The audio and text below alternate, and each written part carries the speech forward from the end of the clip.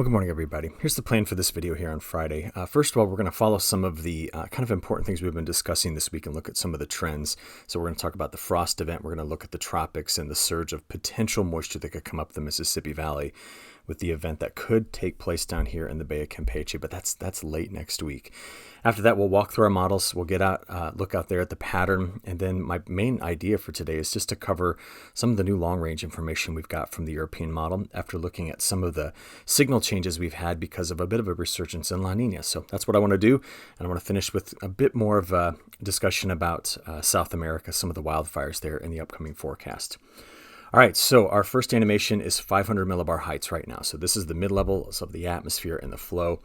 And what we've been talking a lot about this week is what's going on right in this area. So as we've been discussing, as this trough digs in and sets up a low that's going to live right here. Remember why the lows live there. As you come into the trough and exit the trough, go into the next ridge, the best region for upper level divergence, where air is spreading out aloft, is right here. So this creates lower pressure, basically like by trying to create a vacuum in this area. So the atmosphere tries to fill it in. On the back side of it, as the flow comes in, you end up getting upper level convergence in this area. So this is kind of a review of what we talked about earlier. And what that's going to do is that's going to pile up the air and create high pressure. And we're going to have that high pressure moving in this direction over this weekend. Now, a couple of other things to think about. There is a deep low that is off the northeast coast. Now, this is more tropical in origin, and it's moving in this direction. So it's not based on jet stream dynamics. This is basically a form of heating, creating low pressure systems. That's how the tropics work versus the extratropics. Then the other big piece to this flow is going to be what happens with troughs that continue to form near Alaska and then move into the Pacific Northwest. There's another event that we're going to be watching over the next 7 or 8 days that moves into the Northwest. I think it's going to be important because this ridge in the Northwest right now is keeping things really, really hot. Now back to the cold side of this right here. At the surface, we will end up getting high pressure. Now can you see what I was talking about earlier this week? See how the flow comes out and makes the turn around like that? That turn is all a part of the Coriolis effect. So that high pressure cell is going to sit right here somewhere in Minnesota and Wisconsin by early tomorrow morning, while we have a very deep low that's rolling up the east coast. And this one is not only chopping up the ocean in a big way, but locally is going to be producing some strong winds. But it's the fear of this, very, very calm wind that comes into this area that is going to be giving us the risk of having those temperatures just bottom out. And because the air is sinking on top of this, that's what I talk about when I say subsidence in the atmosphere. We're expecting clear skies. So the net effect of all of that is we just saw this morning the National Weather Service did issue frost advisories for some of these areas we've been paying close attention to this past week. But the stronger winds through the Great Lakes are also something to pay attention to, and I'll bring that back up in a few moments. So while the central United States over toward the Great Lakes and east drop off quite cold, we're going to be watching the West Coast build into another, sizable heat wave. Now, I don't think that heat wave in the West lasts too long. I think there's going to be a change and then a much bigger change for the Northwest as we press into fall. And we're going to get to that in a few moments. Thankfully, we've seen the flood risk drop off into parts of Texas as this front that's coming through the Midwest is even going to squish this a bit farther to the south. You'll see that in a few moments as well. But thinking through this area, this is the new frost map. So now we start to see where the National Digital Forecast Database, which is what I like to use for predicting high and low temperatures, has now got frost risk in these areas. And that's kind of the area we've been thinking about. Now, will it be outside of that? Could it get all the way down to, the Dells? Could there be patchy frost in Minnesota and in parts of Michigan, mainly the UP? I do think there will be. And certainly north of that, we're going to see this as well. But just take a look here at the minimum temperatures. So this is this morning, so we've already experienced these. That's tomorrow morning. And now we can start to see these areas where they're really going to bottom out in temperatures. Meanwhile, 30 degrees warmer, come over to the northwest coast of the United States, and we've got some very, very warm temperatures. So this is Saturday morning when the high pressure cell is sitting here. We then get into Sunday morning. It's going to move to the south and east, and so you can see these temperatures dropping off. And this is going to be a nice, cool weekend for a lot of us with much drier air kind of invading into this area. But you can tell what's going to happen next. The Rossby wave train, that's the trough ridge pattern I talked about. Well, the ridge that's here is going to open. It's going to move. It's not stuck. We're not blocked. There's no high over lows, no stacked systems. So we're just going to see this open up to much warmer conditions throughout the northern plains, the Canadian prairie, and the cooler air is going to slide east and really be gone by the time we get to late next week. There it's kind of pushing its way out. So our overnight low temperatures alone will be swinging about 30 degrees just in the next 7 days alone in this section of the country. Now, back to the other story we've been following, which is this risk of having cold air frontals. I mentioned it. We kind of mentioned it all week. It's really kind of been a hot topic if you kind of follow a lot of other meteorologists, and it's kind of a neat thing that happens. But what is a cold air frontal? Well, this is just a National Weather Service page, so I can show you this. It's a .gov, and that's that there's no copyright infringement or anything like that. And they just talk about what it takes, and what it takes is that trough where you get this cold air in the mid-levels of the atmosphere. But you got to get it spinning as well. That's the thing. So what you end up getting here is this large synoptic scale spin in the atmosphere. And this is just looking at one case back in 1994. That's how old their case is here. But what you can do is you end up getting convection to form in this. So I tell you what, let's just zoom in on the north central United States. We can see this right here. So as that low curls up, it's going to curl up right here. We're going to watch some isolated convection show up. Do you see this? This is where over the lakes, which are still warm, and the upper level atmosphere is so cold that you get the best situation for turning over the atmosphere, or convection. And what ends up happening, especially right along the Great Lakes, is that these little pop-up small convective events, I mean, later on in the year, this is what you get lake effect snow out of, okay? But anyways, what happens is they end up taking on some of the larger scale rotation in the atmosphere. So the storms themselves are undergoing a vertical wind shear, and they begin to spin. And what it does is it kicks out these little cold air frontals, and that's all they look like. They're really kind of get down here and show you a couple more. They very, very rarely touch the ground. And if they do, they don't do much damage. I even had one back when I was a kid. I was 17. One went right over the top of my house, and we just watched it. It barely kicked up a wind at the surface. It was pretty neat. But just expect to see something like that coming probably over Lake Michigan. I think we'll watch for those on Saturday into Sunday. And could there be some outside of it? Sure. But this is a similar process to making lake effect snow. It's just that we're not cold enough.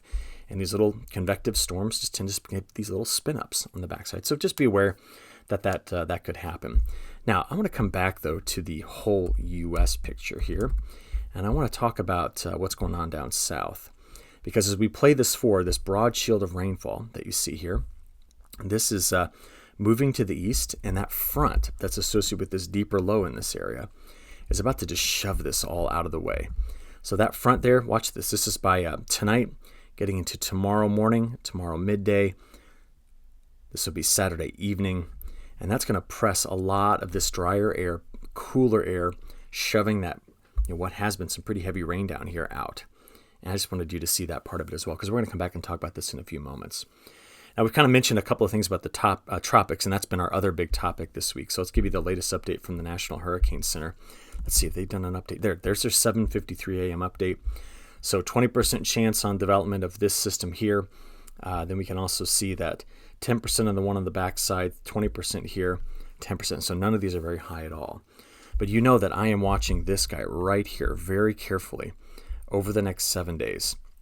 And the reason for that is because the models still show that something's coming out of the Bay of Campeche, and some of the ensemble members are pulling this into the Mississippi Valley. And that's been this story that we've been trying to figure out if this is going to happen. There are certainly environmental variables that would say if you develop a low here, if you time it with troughing in the western United States, this is the likely path of where this could go. But the models are going to be all over the place. So we have to be careful not to look at a precipitation forecast if you're in any part of the lower Mississippi River Valley or the Ohio Valley, or even back here into like the Red River Valley, or even the Arkansas River Valley. Just don't look at the model forecasts and take them at their word, because it is going to change a lot. But what we're thinking about here is that some of these forecast models, let's get that right sized, like the artificial intelligence, it has been the most aggressive on taking whatever that is and pulling it into the Ohio River Valley. And you can see kind of the broader shield around which it's expecting to have its heavier rain influence. Now, I'll come back to talking about what's going on here that's going to bring this through in a few moments. But I want you to see this. This has been the only model all week that has been aggressive at doing this. And now a couple of other forecast models, the GFS and the European are trying to do this as well. They are not picking up on these rainfall totals yet, but they're doing the same thing with the upper atmospheric pattern, suggesting that something could go through this area. Yeah, you want to know my confidence level on this? It is extremely low, but some of the meteorology makes sense, and that's what I want to make sure you take away from this. Why this is so important is that for the last 30 days, we've been extremely dry. Outside of the western United States, this has been one of our biggest areas that's been, so very dry. Now, that's not to take away from what's going on right here through parts of the Red River Valley of the South, or the pockets of dryness that have evolved, throughout parts of the Corn Belt and some of the Great Lakes states. But this area and through here has been quite dry, and we've watched soil moisture really deplete in that region. The newest drought monitor shows change in that area as well. Just to give you a couple of stats here, let's go have a look at a couple things here. I'm going to show you the current monitor. Let's go look at the change map. So just in the last update, there was improvement in the drought in Texas. That makes sense. We looked at that rain all week. Improvement in the Northwest. That was primarily because of the two systems, 2 weeks ago that came through. But the degradation has been here in the Ohio Valley, here in the Southeast, here in parts of Tennessee. And if we stretch this out a bit farther, let's go back over 4 weeks. That has been our area of greatest drought development here and in through this area. And so we're concerned about these three spots and what this means as we go forward, because this next system has the potential to hit 2 of them. I want to give you one other thing. Let's go to the time series. I just like to hand out some stats here. And right now we are at, so I'm looking down here at the chart. We are 65% from D0 to D4 and almost 30% that are truly in drought stage across the lower 48 with a D1 to D4. And don't forget, on this site, you can go to Ag and Drought, and then you can pick row crops if you want and see all of the different major crops that we grow and how much area is in drought. So just as an example, corn and soybeans are now up to 13%. 2 or 3 weeks ago, they were at 5%. That soil moisture issue I mentioned a moment ago is still quite problematic. I'm going to go up to 40 centimeters. I was at 100 centimeters I showed you earlier this week, and I just see so much of the Missouri Basin, the Ohio and the Mississippi Basin, part of the Great Lakes, chunks of the Southeast, just low on soil moisture. And rain this time of year does nothing to get into the soil. The crop just takes so much of it out. While we've had flooding and heavy rains that have been here and along the Gulf Coast, it's this region of the Mississippi where the Missouri, the Mississippi, and the Ohio all come together that still make the river quite low. And so we're nearly at 7 feet below low stage. Now, a year ago, we'd already surpassed that. We were way down here at nearly 8 feet, and we were going to bumble around throughout much of September around 10 feet below low stage.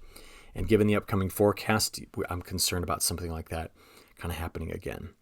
So that kind of covers some of the bigger stories we've been watching this week. Now let's get into our kind of normal forecast cadence by starting off with some satellite data. As we play this forward, again, widespread cloud cover, still heavy rain yesterday. There's that stalled out frontal boundary bringing in more storms into parts of Florida.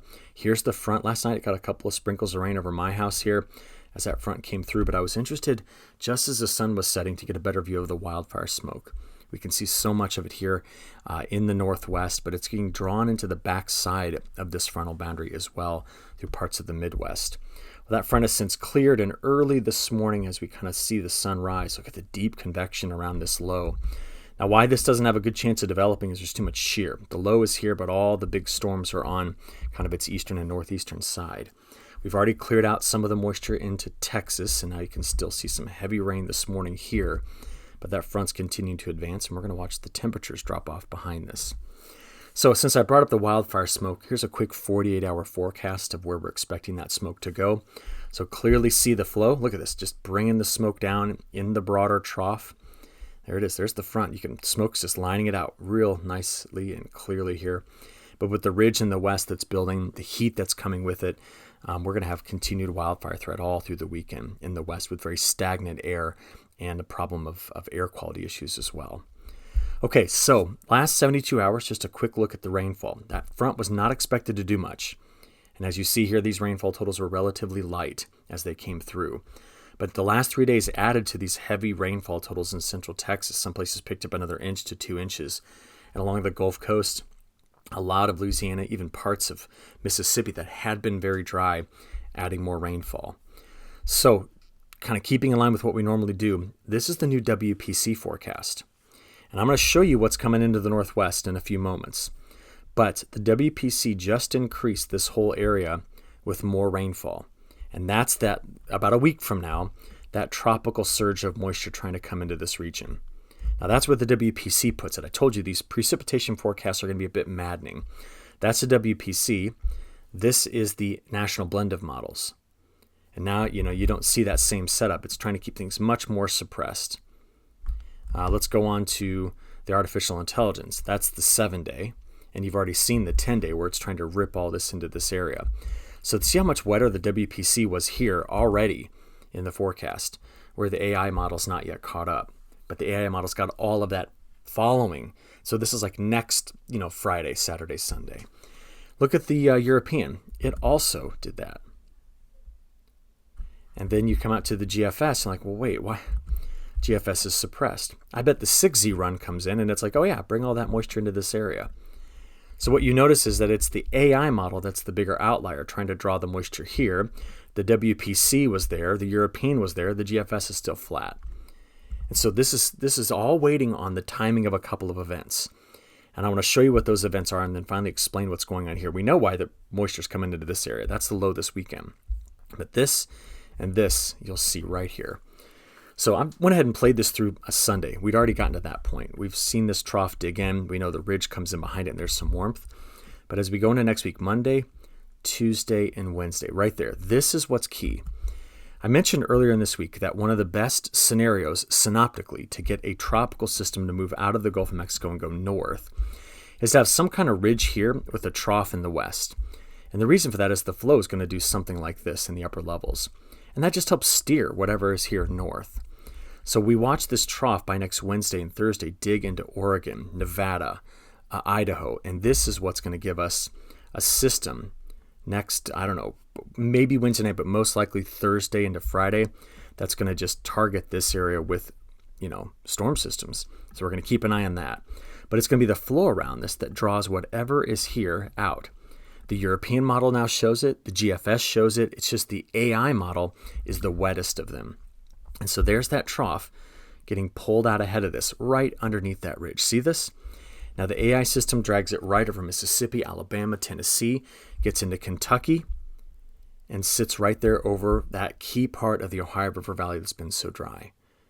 That's what we're keeping an eye on. Now the farther out we go, what do we see? We keep seeing this. Deep troughs here, troughs off the East Coast, and that continues to be supportive of more mild conditions at times throughout the central United States. This also means we're going to be watching for the Pacific Northwest to maybe slide September into a cooler and maybe wetter pattern at times.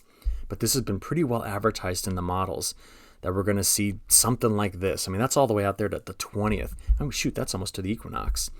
And you see these troughs. They just kind of flank North America with flow coming around. Now, stuff that in the back of your head, because I want to talk about that in a few moments again. All right, so the result, the model. Let's just look at the European model today. We watched the front clear. There it is. The European model took the risk of snow out of the forecast here for parts of Ontario, but it's still going to get quite cold. That's the point. On Saturday, the front is all the way down to the Gulf Coast, and it just squishes all this rain down here. So we're here on Sunday into Monday, still quite wet. Could get some isolated showers on the heat, isolated storms, on the heat in the Four Corners states. Could get some, leftover moisture here on the backside of that deeper low leaving the Canadian Maritimes. But watch, this is next Tuesday, Wednesday, Thursday. There it is. Now this is the point where the deep trough has come in. It's now heading its way toward Idaho, and the broader upper level flow is doing that. So whatever is down here, starting to pull its moisture in. See this? This is next Wednesday. We go from Wednesday into Thursday. That low here still sits and spins. Watch, I'll go back and forth over it. See how it's kind of pulling some of that moisture in the Canadian prairie, making some storms in Idaho, Montana, and Wyoming, I am concerned about this system and what it could be doing to increase wind speeds, which would make fires much, much worse. But as we get out there to next Friday, about a week from now, you saw the surge of moisture coming north. Now, the big difference is, as this low goes in this direction, this moisture in the AI is over here. And this moisture is not even there, I think, fully in the AI. So just differences out there about, a week from now. So what this has done is this has also changed some of our probability maps. We know that over the next 7 days, we're very dry behind that front in the midsection of the country and dry right in through here as well. Wettest conditions are where it's white on this map. But as we play this forward and then add in what follows, look, we've really shrunk that up. Why? One low comes out here bringing in moisture, and then we start to see the influence. That's a big broad area I drew, but the influence of whatever's in the Bay of Campeche moving farther to the north. Now, if I show you the 1 inch side of it, we should have got a new model run in. Let's go change that back so we can see farther out. There we go. This is the 10-day probability of an inch. And if you've watched these videos all week, you'll know that this has been an increase in the northward extent of where that's going to be. And this has also increased as well. So there's a lot about this that makes quite a bit of sense to me. If the two troughs are timed, the one coming into the west and the one coming out of the Gulf of Mexico, which will be in the form of more of a tropical system. Okay, what about week 2? I've got that somewhere here on this page. There we go. I don't know how that skipped around so much, but here it is. Notice the difference. CPC, dry. European model, not as dry as it was. GFS, still not picking up on it. AI, ripped the system through there. That's a major, major model difference.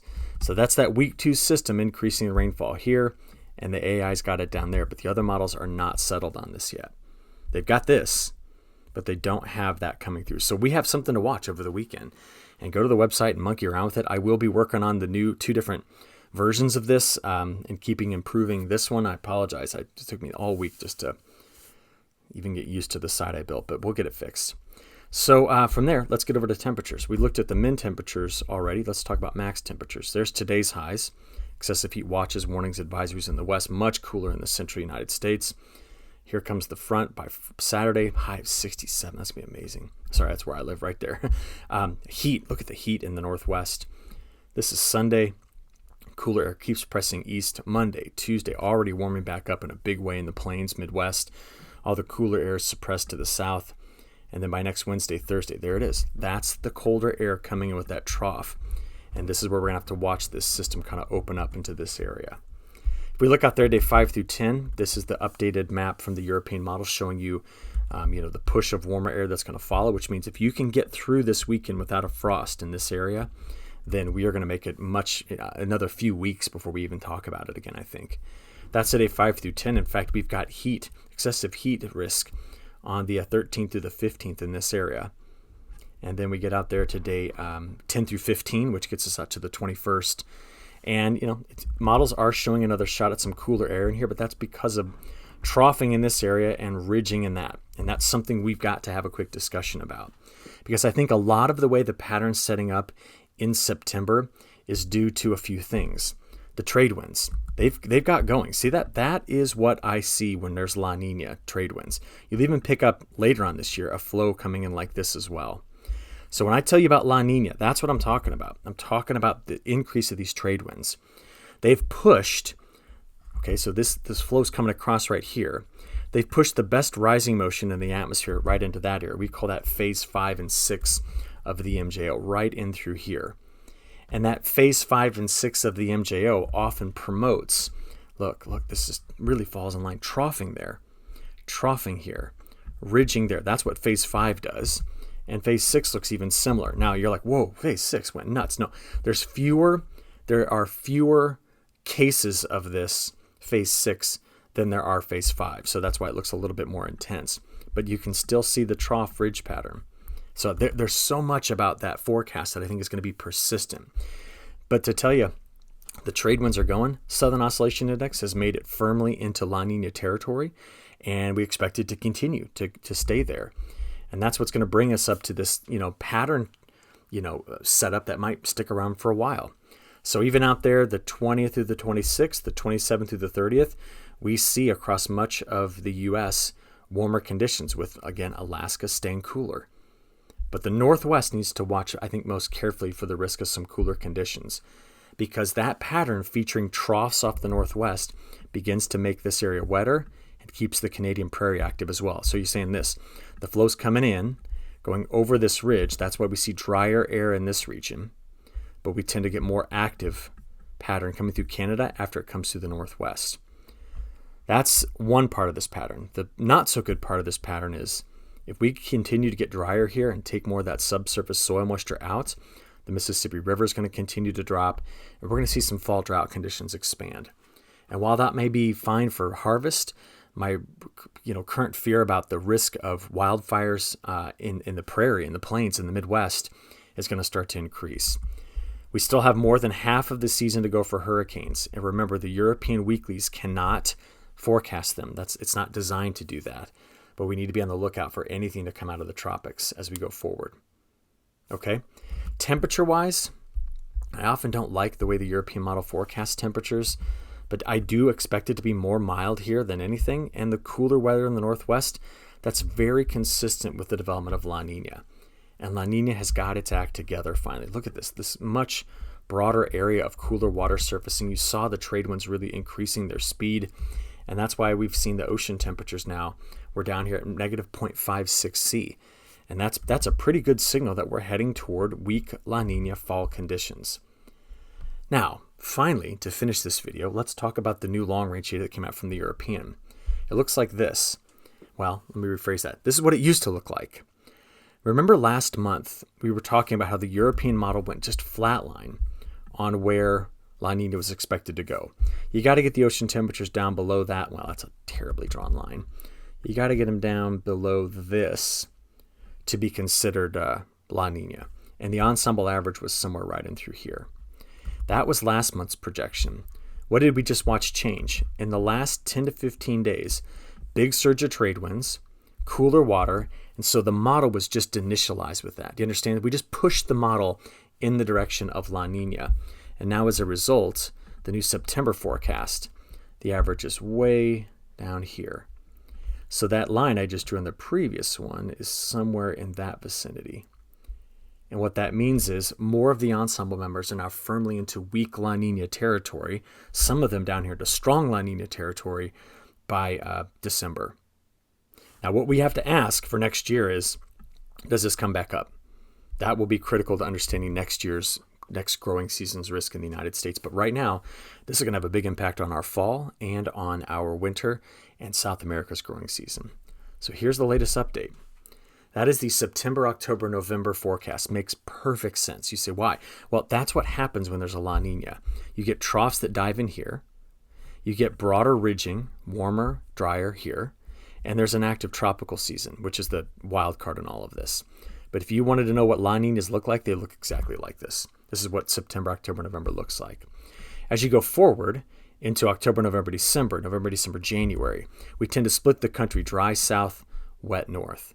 And the reason for that is once we get into this winter time frame, the subtropical jet tends to be very weak, while the polar jet's highly variable, not necessarily strong, but more variable, and tends to do something like that more often than not. Not every day, but just more often than not. And that's why the winter forecast is now firmly into La Niña-like weather, which is wet here. Storm track comes in, exits, which is why it's wet there, and drier from California to Texas into the southeast. So if you said, Eric, put in a textbook an image that shows what La Niña winters look like, I would just give you this. Now, I don't like the temperature forecast. And the reason I don't like the temperature forecast is because it is going to be a bit misleading. You're going to look out there and go, holy cow, it's going to be a really mild winter. This model has first of all, the temperatures, if you look down here, the temperatures very quickly get into these warmer colors, making it look so very warm. With a highly variable Pacific jet, we will get cold air intrusions numerous times across this area. So I would modify this. I would take these warmer colors and I would largely leave them south of that line. And I would bring more of these cooler colors into this area, which aren't even on the map. So I would say, yep, I think you're going to have a warm winter here for the most part. Doesn't mean you won't have cold days and weeks, but if we average it all out, I think it'll be mild. I think we're going to have more cooler weather than anything here.